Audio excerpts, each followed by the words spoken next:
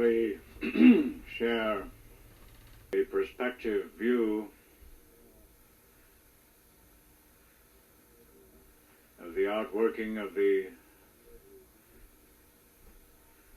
creative cycles over the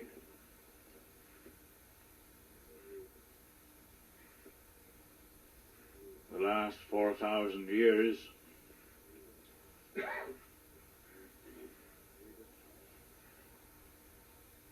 we discover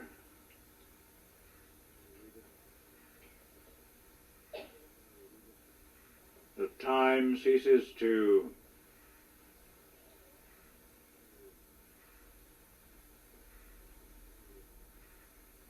separate.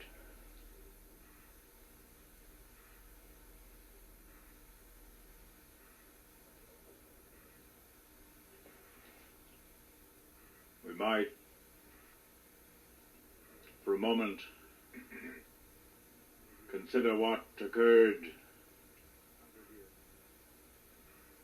1900 years ago when our master was here.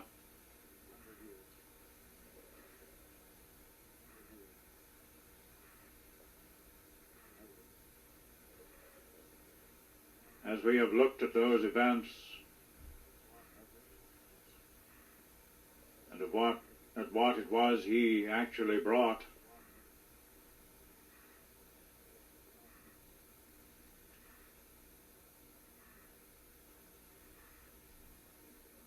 does it seem like it was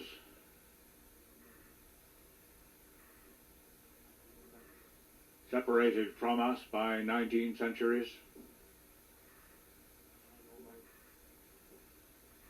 One might almost say that it occurred yesterday. And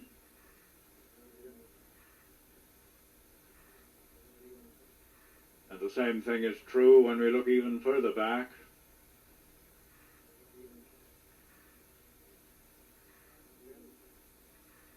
Because our concern has been to refocalize the truth. As the truth was present then, but it is also present now.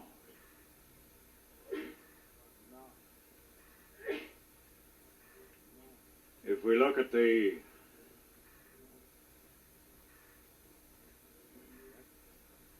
events that occurred in the external sense, all the failures, the troubles, the difficulties, all these things, then that was a very long time ago.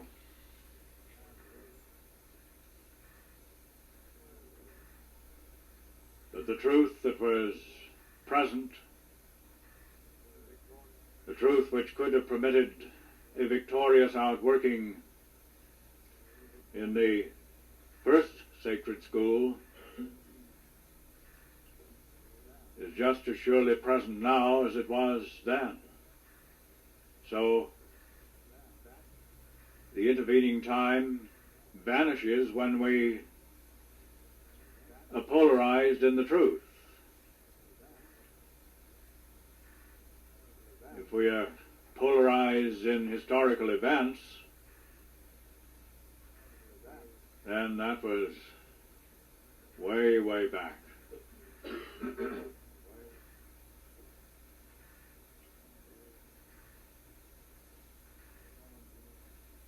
I would like to consider for a moment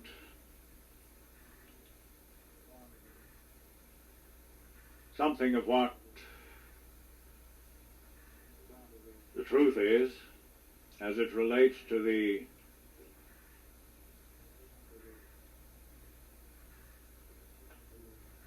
presence of the Lord on earth 19 centuries ago.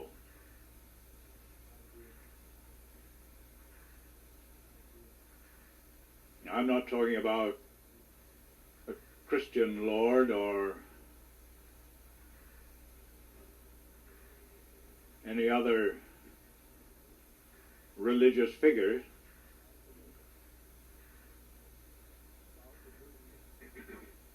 I'm talking about the truth of being.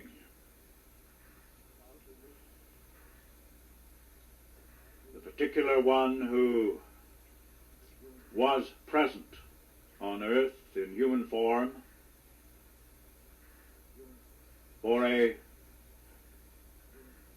very special purpose.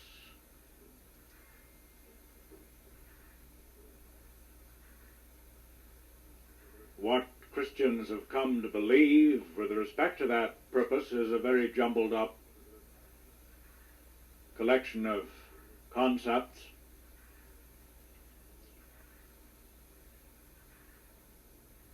barely indicating at all what it really was.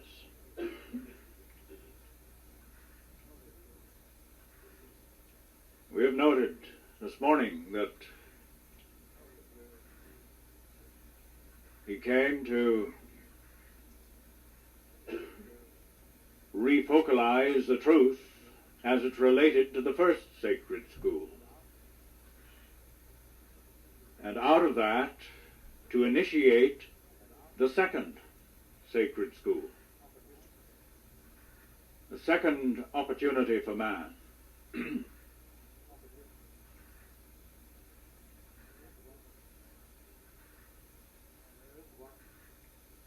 His presence on earth was for this purpose. He was quite capable of providing what was necessary, offering the required example and leadership,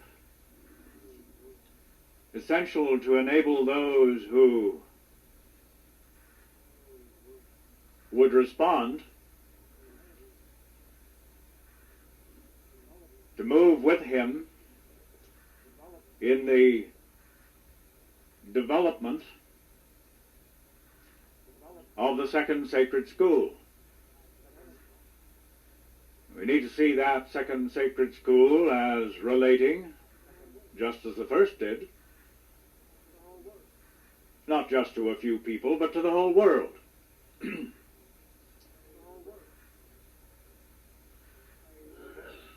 The objective being to save the world, that is, to restore human beings to the state of being living souls,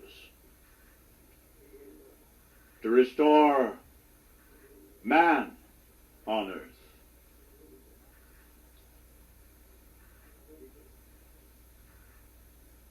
He could well have done this. In fact, that's what he came to do.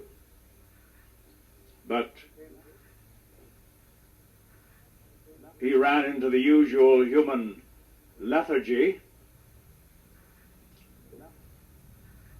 lack of response, and of course, in that connection, a good deal of opposition.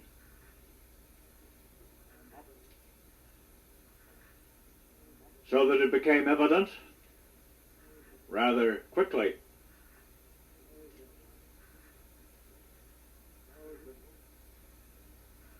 that those with whom he was dealing were not going to let him do what he came to do.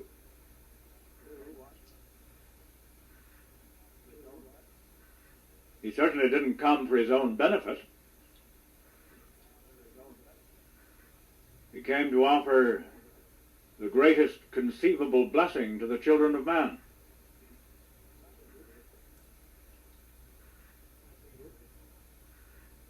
And he proceeded at the beginning of his public ministry on this basis. But as I say, very shortly it became evident that the response was entirely inadequate to allow any sort of carrying through into what well could have taken place.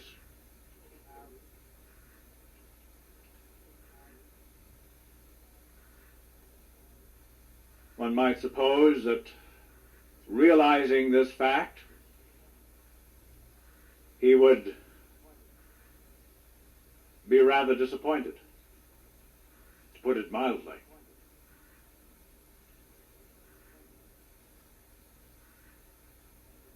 It is said that he wept.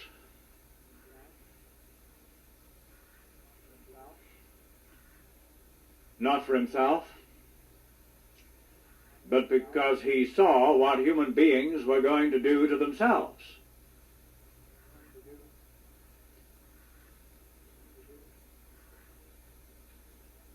However, he was not subject to his feelings.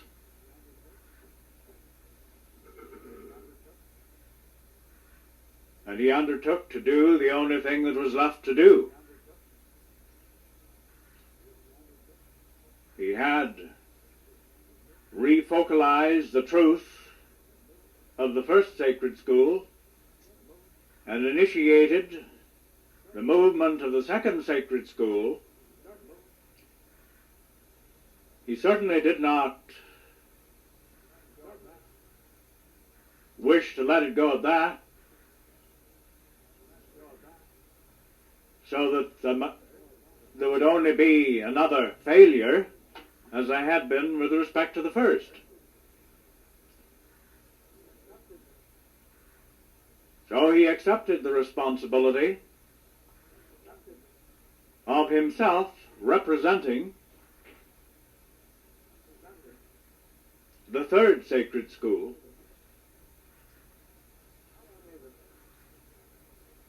not only the third sacred school, but carrying through into the fourth, and in fact all the way to the seventh. But this he undertook to do alone, because no one was moving with him in the second sacred school. At least such movement as there was completely inadequate.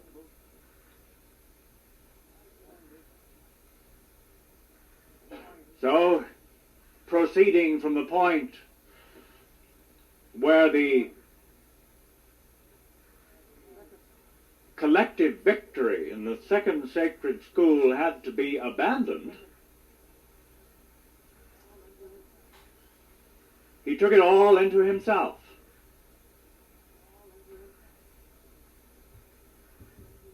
And proceeded in a way that was unbelievably lonely. He was absolutely alone.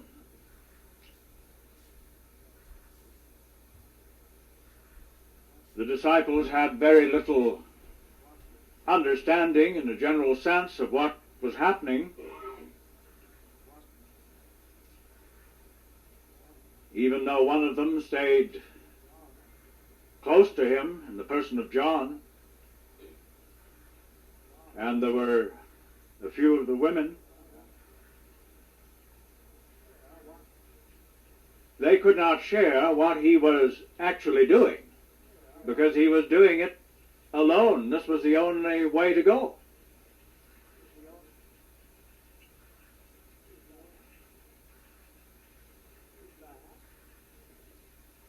If there had been a response to his initiation of the second sacred school, then there would have been those who were moving with him.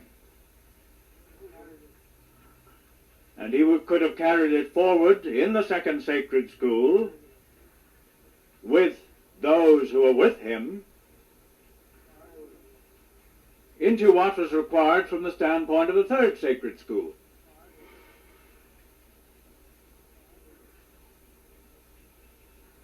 But because those who were offered the opportunity didn't accept it, he had to go the way alone.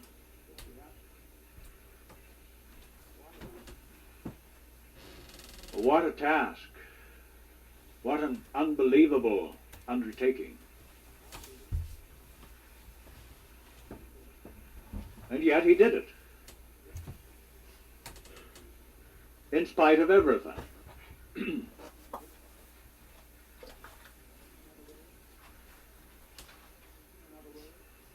There was a transition, in other words, an uninterrupted and victorious transition from the second sacred school into the third, insofar as he was concerned. There was no break.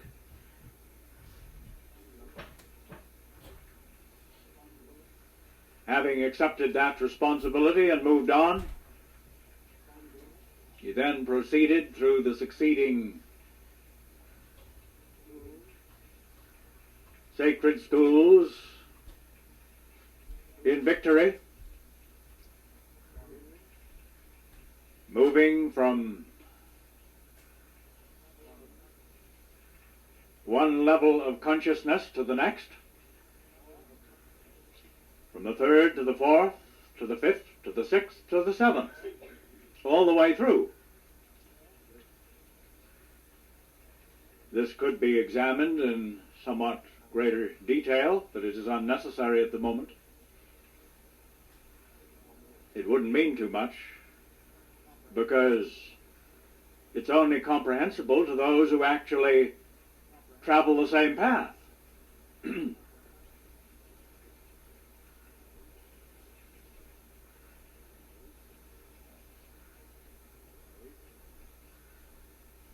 So he did set the precedent of victory all the way. He established what we have called the true tone of life for man. An actual vibratory radiation that has been sounding on Earth all down the centuries. Human beings have reacted in peculiar ways to that sounding, not consciously knowing what it was.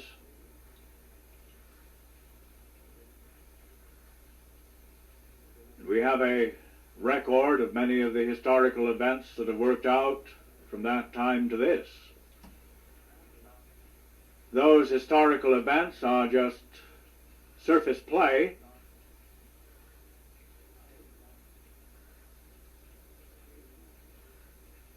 giving indication of something of human reaction to what was really occurring. Human beings have always thought that they were responsible for history, as though they were writing it themselves, and nobody else had anything to do with it. But the fact of the matter is that human beings are more or less comparable to automatons who are prodded into action by their reactions to what is happening from the standpoint of the true tone of life. The true tone of life that was set most specifically by this one man. It was set, of course, not by a man as such, but by the Lord through a man. That trumpet tone has been sounding without diminishing for 19 centuries.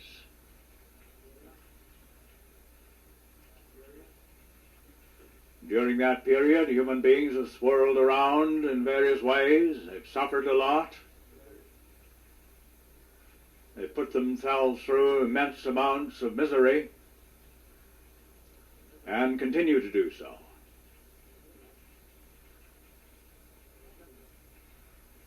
Because they were simply reacting to the tone instead of responding to it and letting it have some meaning in their living. However, finally, as we have already noted, the tone broke surface, so to speak, came to point in a man, so that there might be a refocalization within the consciousness of mankind of the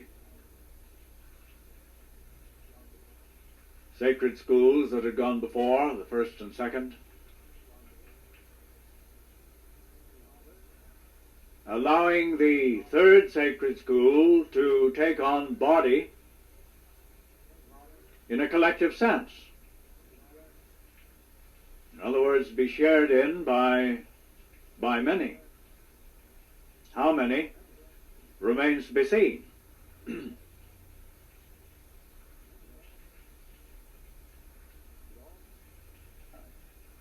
But all this is absolutely consequent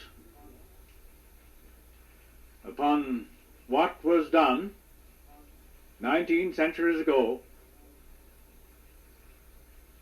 through this lonely man. A much misunderstood man. Misunderstood then and misunderstood ever since, whether by those who called themselves Christians or by anybody else. When he did proceed through the creative cycle in his own personal experience on earth,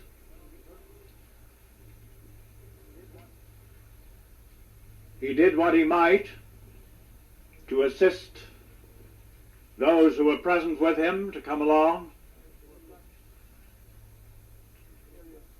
into an experience of greater understanding, but they didn't get very far. You may recall in the Gospel of John, Philip and Thomas, two of the disciples, had no faintest idea as to what it was that our Master was talking about.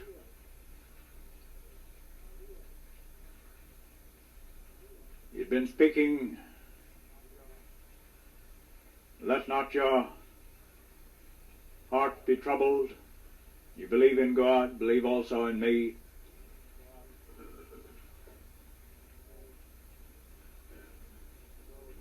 And he said, "I go to prepare a place for you." That's the way he was going. Moving through these successive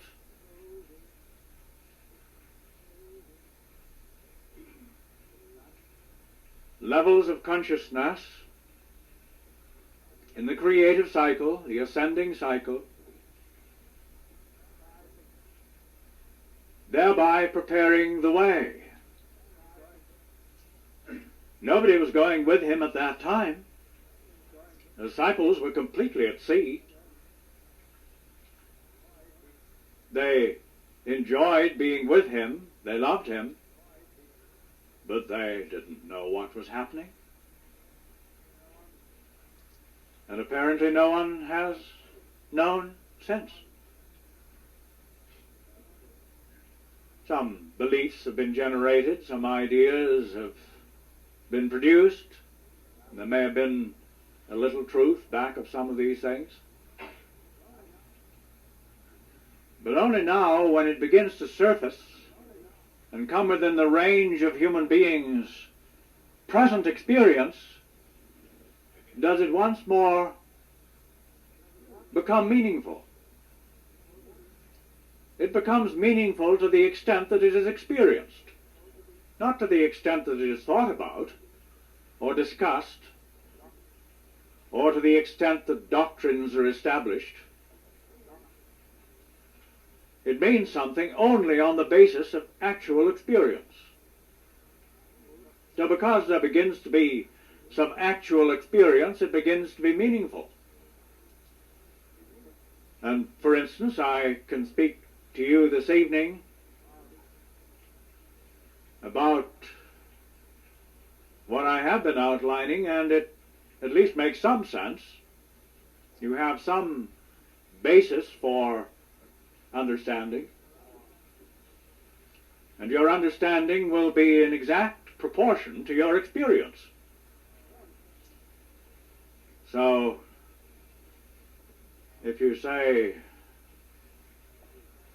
that you have been lost,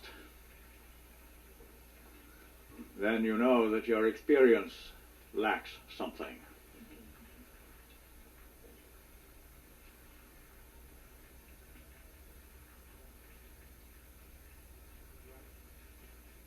I wish to emphasize particularly in a way that allows a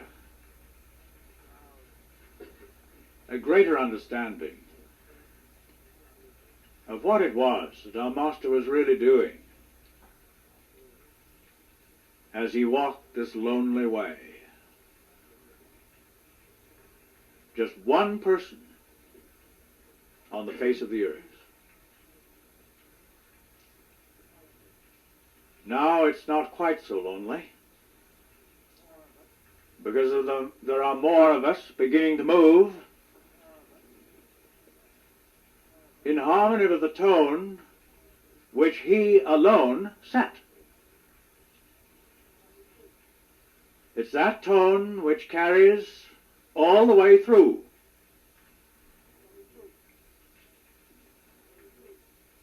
As there are those who give it body.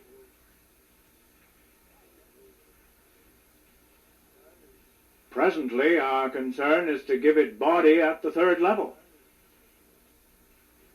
the third sacred school. That giving it body here, there may be the creative action by which the door is opened to the fourth sacred school. The creative action we already recognize as being what is required to purify the heart. But until the heart is pure, the fourth sacred school remains a dream.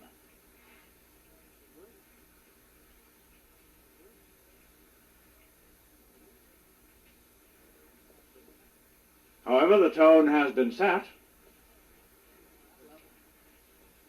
at that level as well as this and beyond. It's complete. It's all been done. There is the precedent of victory in this sense. Something to be shared. Something to be accepted and lived. Human beings always think that they have to make something out of something or other. They're always making things out of something. But in this creative process, there is nothing to be made. It's already been made. It's already a reality. The tone is already sounding. It's already sounding in the first three levels of consciousness.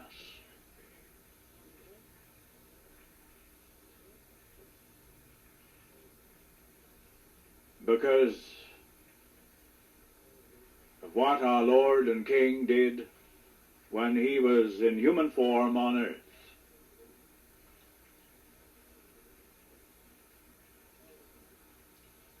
We know this to be true to the extent that we have touched and experienced the tone to the extent that we have.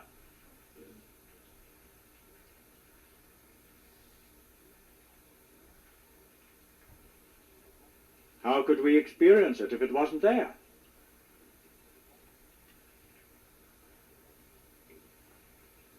So if we do experience it, we know very well it's there. And because it is the tone which he set,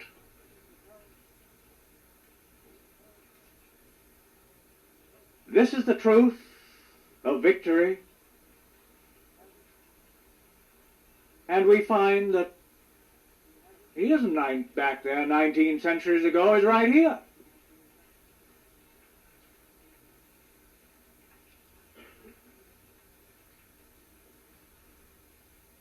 And we discover that we are in position to give body to that tone.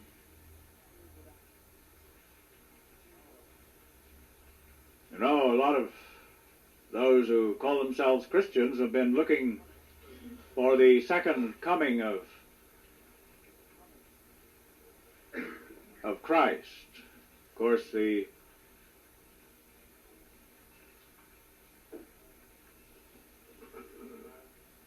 those who are involved in the pattern of Judaism are still looking for the first coming of the Messiah.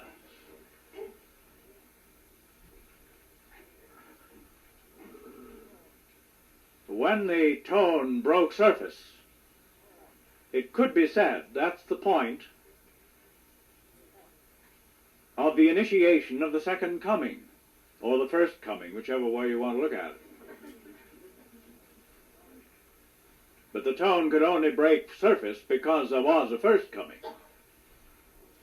There wouldn't be a tone to break surface if it wasn't so.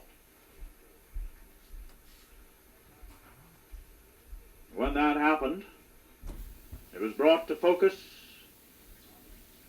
in a person on earth, as it was, then that's the initiation point for the second coming.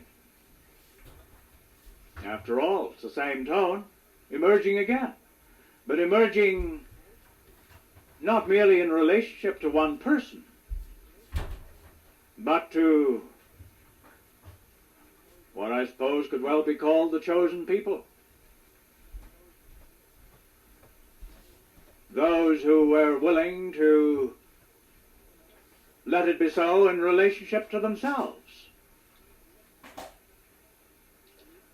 That this tone might be fleshed out, might have a flesh body. The tone itself is what was described by those words I quoted this morning, the breath of life. It is the breath of life. The breath of life on the one hand, and the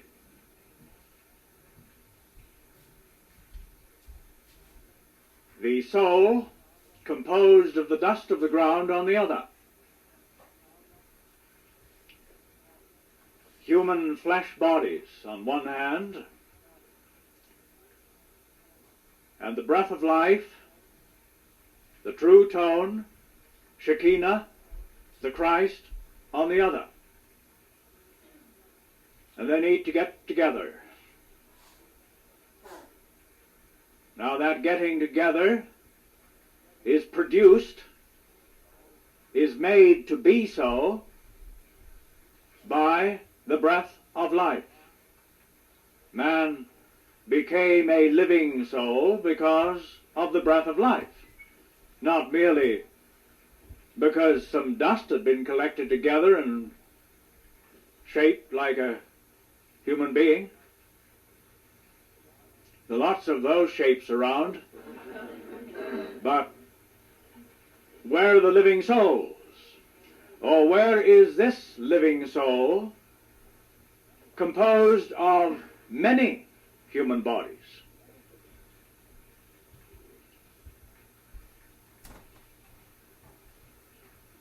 This body is drawn together by the breath of life, and it passes through the various changes that were exemplified by the one who was called Jesus, after he wept.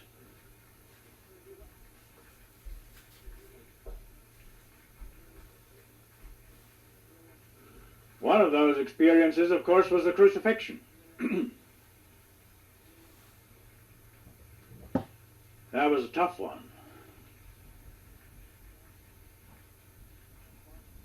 Do you think that tough one is not coming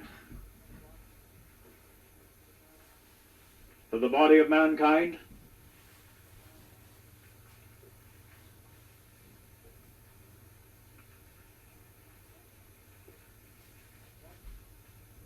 Not one jot or tittle shall pass from the law until all be fulfilled.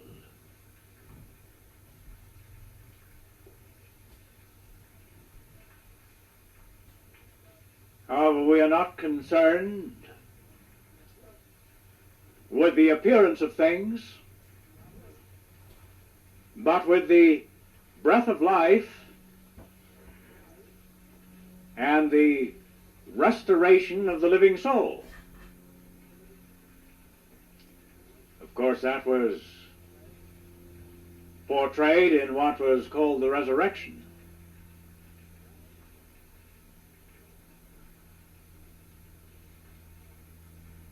Here the tone was set through every level, and every level had its counterpart of external experience.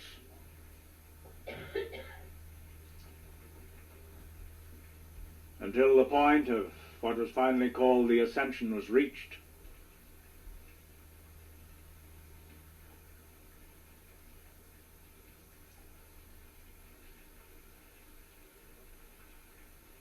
So the victory is there. And provided that there is a continuing attunement with that tone, the victory is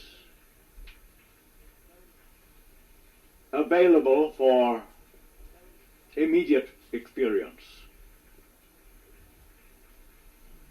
But this is not to say that there is not the movement from level to level, and this is not to say that there are not corresponding events in the external sense which go with the levels relating to the body of mankind.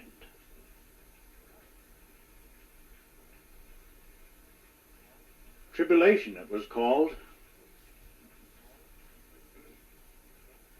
Not that there hasn't been a lot of tribulation all down the ages, but a very specific, intensified focalization of it, that it may be finished, that the agony may not have to continue on and on as it has over the past thousands of years.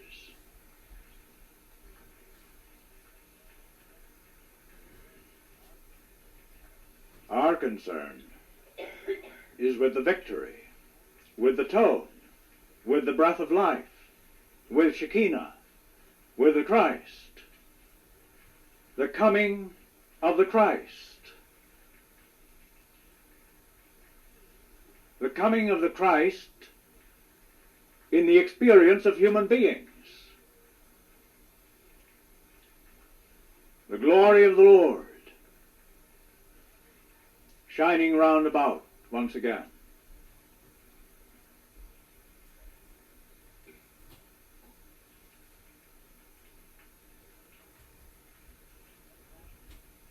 I read a passage from the Gospel of Matthew this morning. I'd like to read just a little further this evening.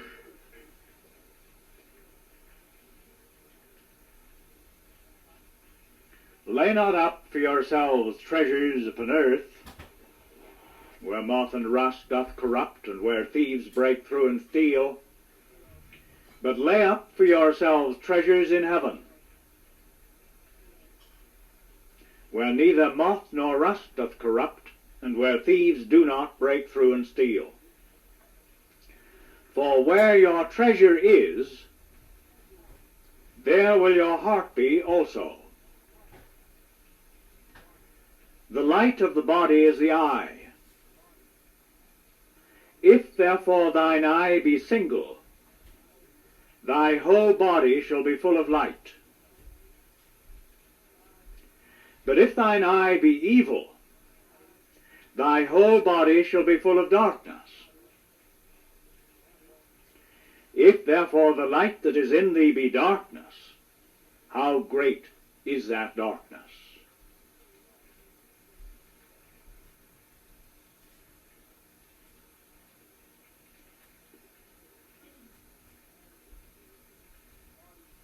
The light of the body is the eye. This is spelled E-Y-E. But it might conceivably be spelt with the one letter I.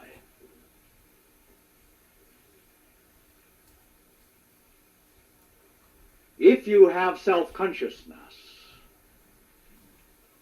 whatever the nature of that self may seem to be,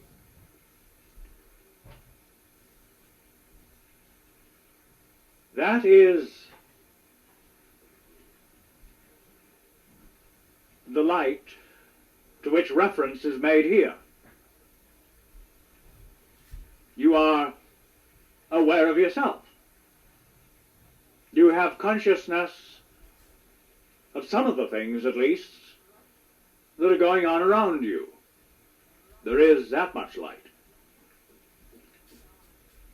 If the eye is single, if your identity is one with true identity, the identity that centers in the Lord, then your whole body is full of light.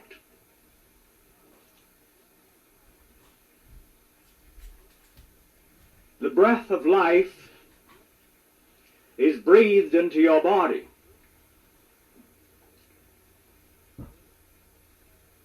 You recall speaking of the Word, that in him was life, light, life, and the life was the light of men.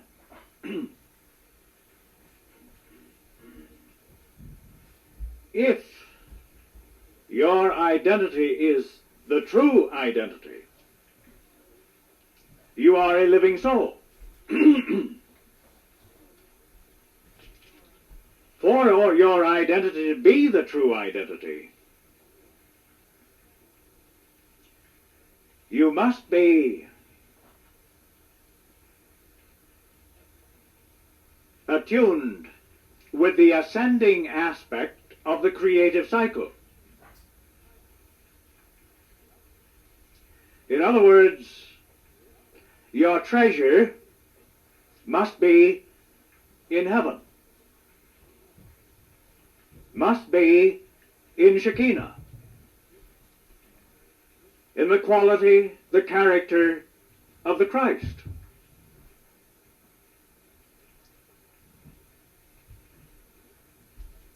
If that is your treasure, nothing else is your treasure. When your treasure is in heaven, that's where it is. It isn't in the earth. However, if it's in the earth, it isn't in the heaven.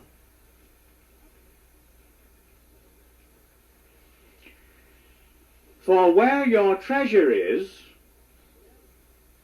there will your heart be also. And where your heart is, there will your identity be also.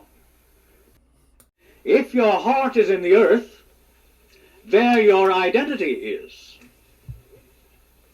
If your heart is in the earth, you are attuned to the descending aspect of the creative cycle, and you are consequently a dying soul. That is a disintegrating aspect of the creative cycle.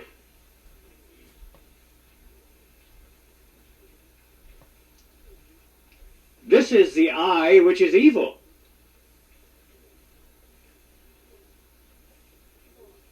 The evil aspect of the creative cycle is the descending aspect. There's nothing wrong with it. It should be there. There's nothing wrong with evil in this sense. The good aspect of the creative cycle is the ascending aspect of it. And they both belong. They're both interdependent. You can't have one without the other. The only point is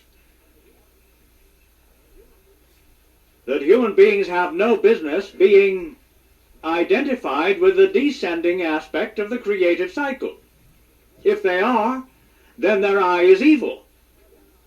Their identity is evil. And they know it to be so because they disintegrate. That's the way it works.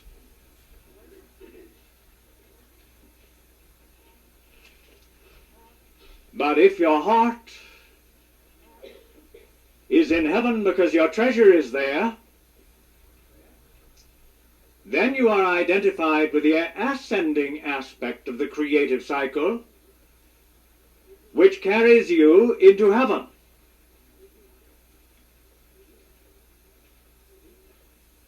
The descending aspect carries you into hell.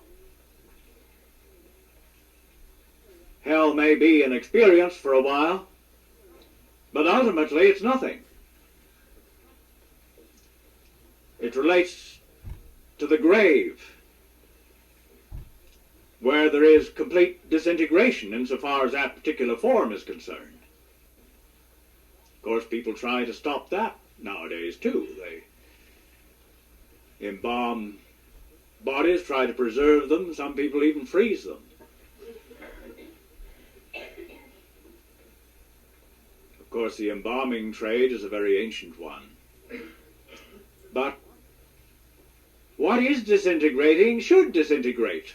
Let it disintegrate. That's what needs to happen.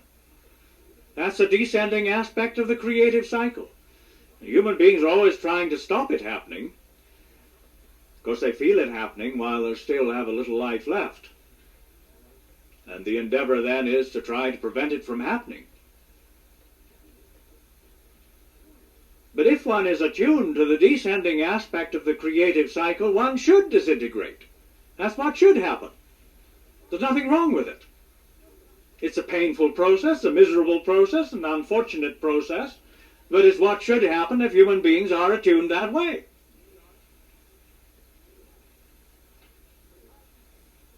Because this has been the state in human experience for as long as memory goes back, it is thought to be normal, or the only one that's possible. So try to restrain the grim reaper, so that we can enjoy, a few more years of misery. But apparently nobody ever thought that it might be profitable to let polarity be changed so that one was attuned with the ascending aspect of the creative cycle, which is just as surely there as the descending, because human beings have been so insulated from it. They have apparently thought it didn't exist, or if it did exist, it only existed after they were dead. When in actual fact, by just looking around, particularly in the springtime, it is evident that there is an ascending aspect of the creative cycle. And somehow or other, our bodies got built, and our minds, such as they are, developed, and the capacity of emotion appeared, and our ability to sense things in a spiritual sense was present. All this relates to the ascending aspect of the creative cycle. But the key is in this passage here, For where your treasure is, there will your heart be also. And where your heart is, there will your sense of self be.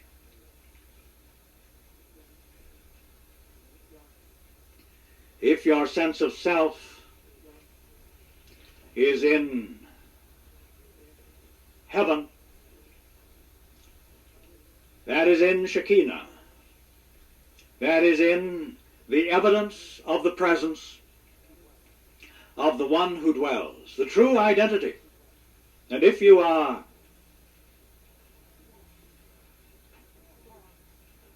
your heart is with this evidence, then your experience is of the true identity.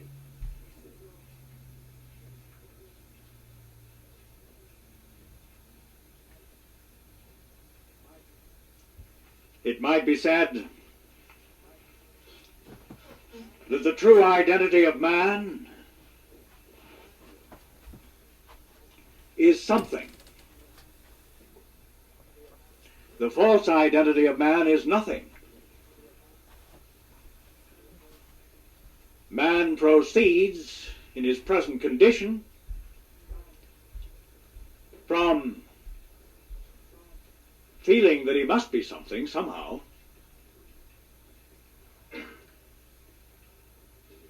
in the cycles of disintegration to the point where he realizes he is nothing, and when he realizes that, he realizes nothing.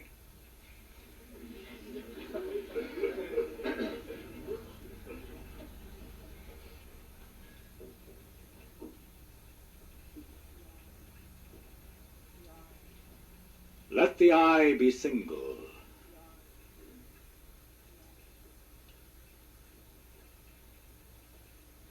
When the experience of human identity is consequent upon attunement with the descending aspect of the creative cycle, there is a scattering abroad, a disintegration.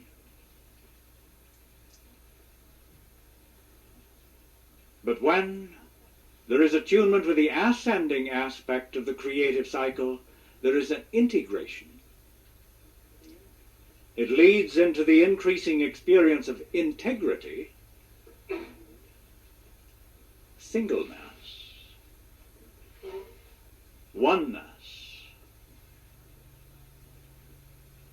Oneness is another way of saying love. True identity centers in love, because that is the centering of the Christ. The fire that burns, the symbol of love, is the centering of Shekinah.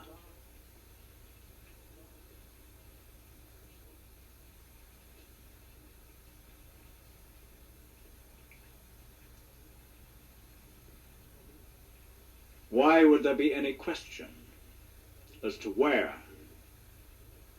we should lay up treasure?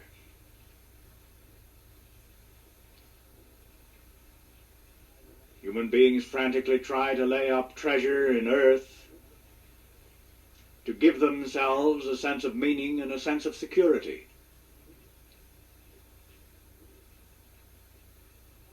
But it doesn't produce, does it? This is the promise of the devil, isn't it? Just fall down and worship me, and I'll give you all the kingdoms of this world and the glory of them. Human beings go after the carrot,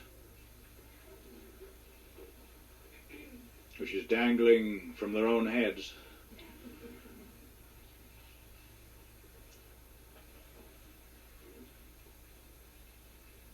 But all they find is nothing.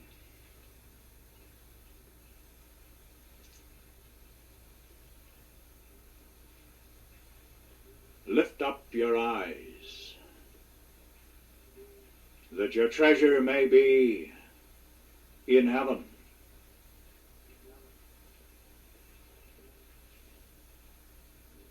That all that is right and true, of the character of God,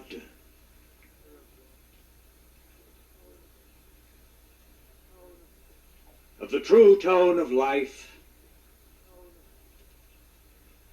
may be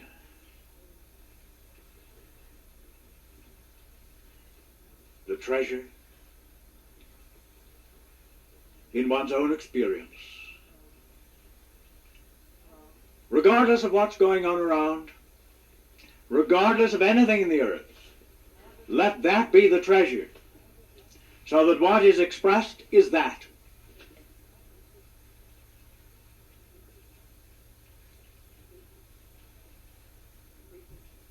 And as that is increasingly expressed, the tone of life increasingly sounds, the heart is purified, the expression intensifies, and behold, all things are made new.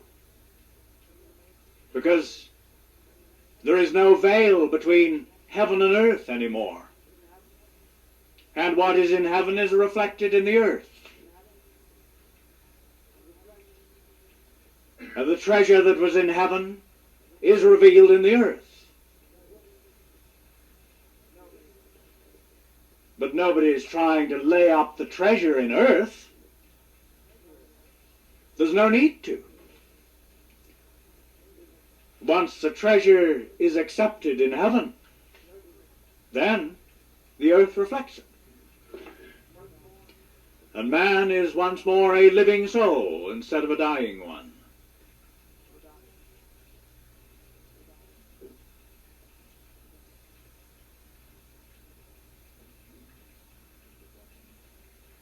This is the way, the truth, and the life.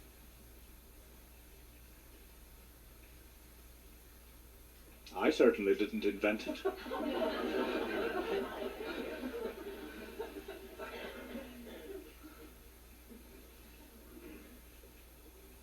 I don't have that kind of inventive genius. It didn't need inventing. It's already the truth. But most human beings have indicated that they were not too interested in the truth. At least if it interfered with what they wanted to do themselves.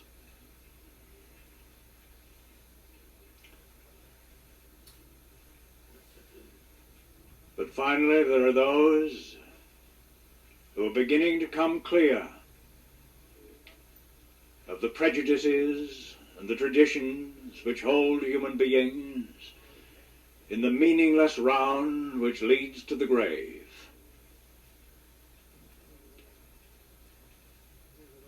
And relinquishing the treasures of earth, accepting the treasures of heaven,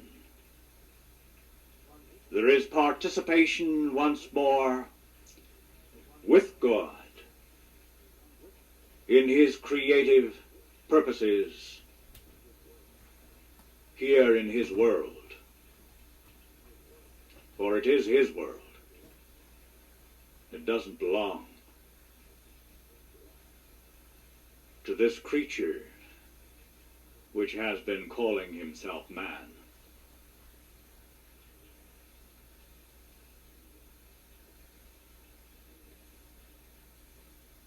Let us share in letting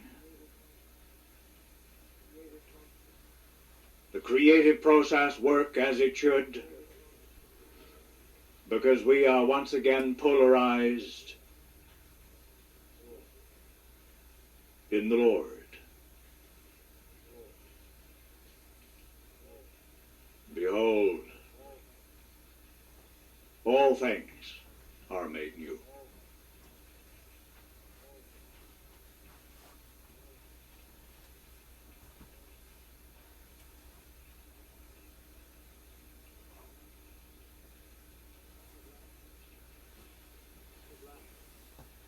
How greatly blessed we are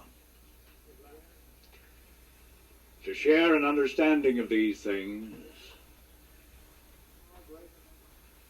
in a far greater measure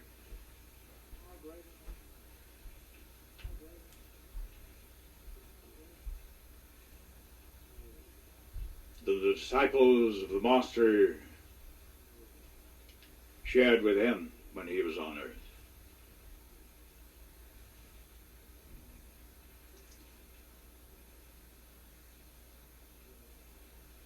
course, an understanding that is far greater than was shared by those who were with Moses when he was on earth.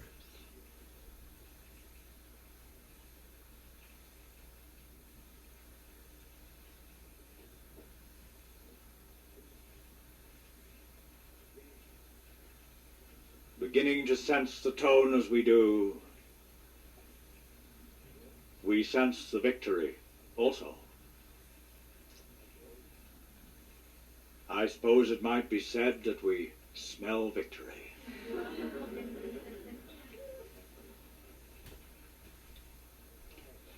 Because there is no way by which it can't happen.